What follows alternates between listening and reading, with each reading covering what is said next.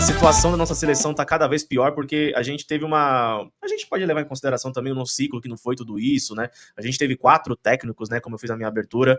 A gente não elimina uma seleção grande na Copa do Mundo desde 2002, que foi a Alemanha, que a gente acabou sendo campeão em cima da Alemanha.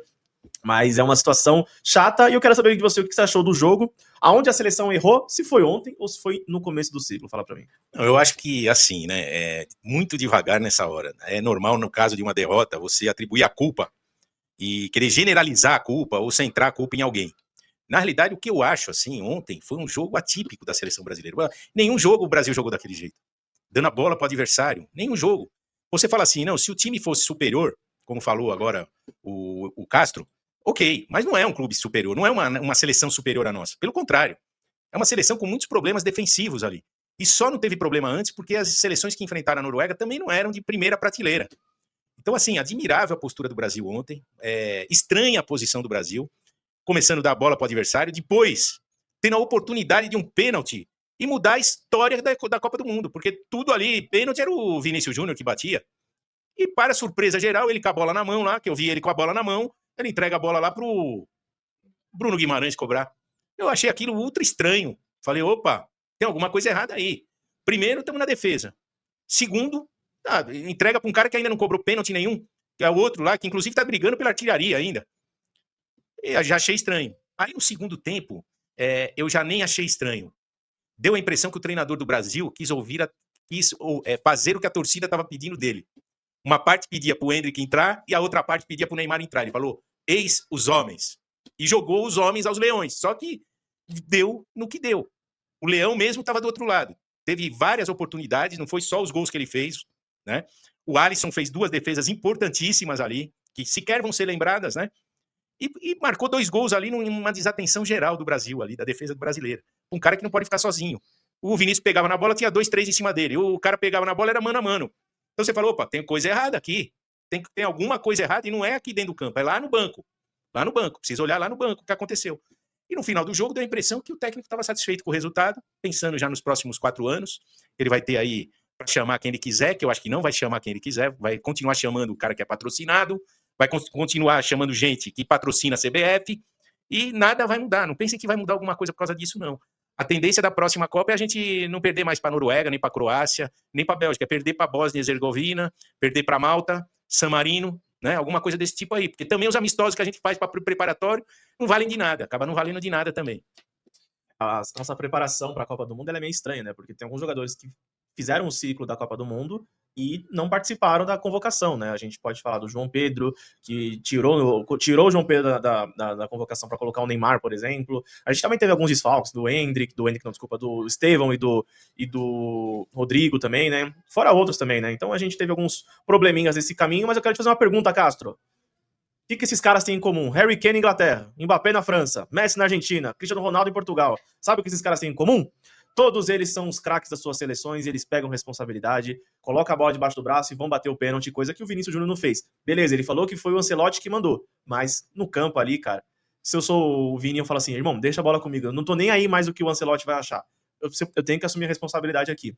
Quero saber de você o porquê que o Vini não bateu esse pênalti e também, assim, a seleção foi mal ontem, ou a gente teve alguns problemas no ciclo, como eu falei pro Toninho, ou você acha também que foram problemas individuais, como o Endrick perdendo aquele gol, o Bruno Guimarães perdendo o pênalti? Quero só ouvir a sua opinião sobre tudo isso aí.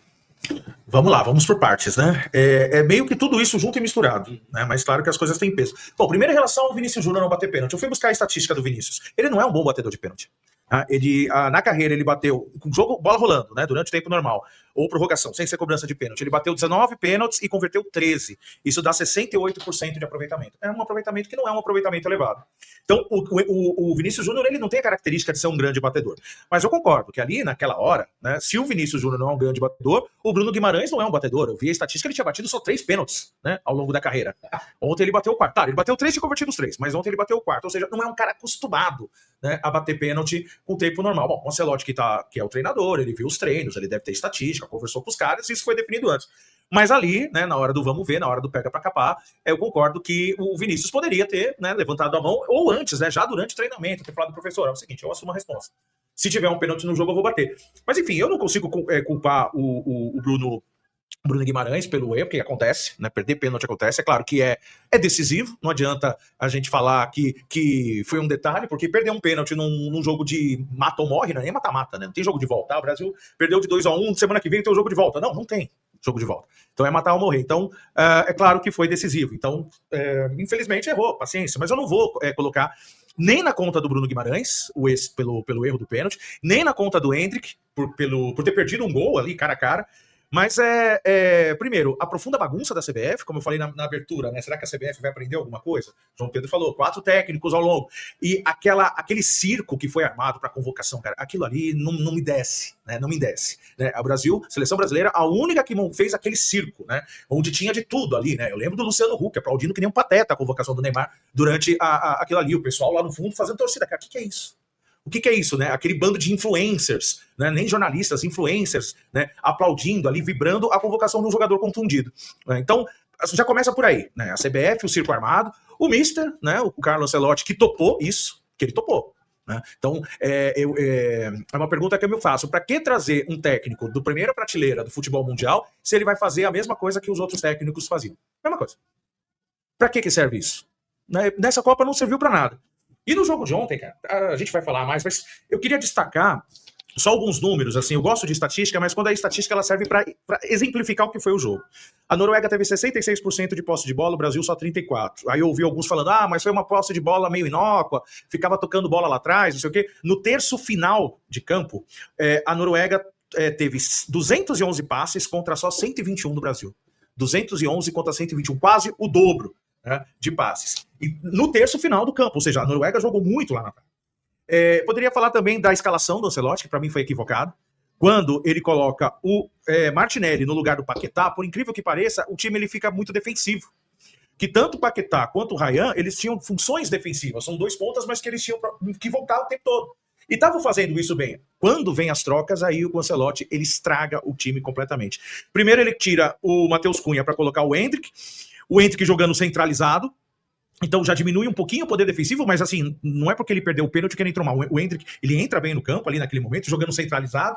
Aí você tinha o Ryan pela direita, o Vinícius pela esquerda, o Endrick jogando mais centralizado, e o Martinelli fazendo, junto com o Ryan, essa volta, né? Agora, quando ele tira os 2 pontas, o Ryan e o Martinelli, para colocar o Neymar e o Danilo Santos, aí ele acabou com o time. Aí ele acaba completamente com o time, porque o Endrick vai para a ponta direita no lugar do Ryan, fica o Vinícius na ponta esquerda e o Neymar mais centralizado. Quem marca? Quem desses 3 marca? Então o Brasil com 1 a menos em campo, que o Neymar é 1 a menos em campo, e com 2 atacantes que não conseguem marcar. Não tem esse tino. Então tirar o Martinelli e o Ryan, eu até escrevi para uns amigos durante pode anotar aí. A Noruega colocou o galo no fogo. E foi isso que eles fizeram. Colocaram o galo no fogo, e você pode observar, a partir do momento em que entrou o Neymar e o Danilo Santos, a Noruega deitou no campo de ataque. Era passe, pra lá, pra cá. Ninguém dava bote. O Odegaard, pra vocês terem uma ideia, ele teve 109 passes tentados e 101 acertos, 93%. O que significa isso? Ninguém chegou junto do cara.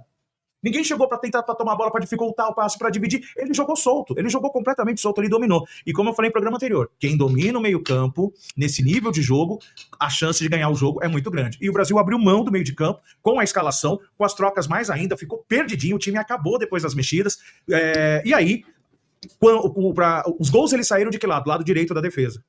Quem que estava ali no primeiro tempo e parte do segundo? O Ryan ajudando o nosso lateral, ajudando o Danilo. Quando sai o Ryan e fica o Endrick ali, o Endrick não marca, ele não volta, ele não tem essa característica, né? Diferentemente do Ryan. O Danilo ficou ali sozinho. Os 2 gols saem justamente dali. Não é coincidência que os gols saem justamente daquele lado, que ao tirar o Ryan, o Mister enfraqueceu ainda mais a defesa. Então assim, para mim ontem foi tudo errado.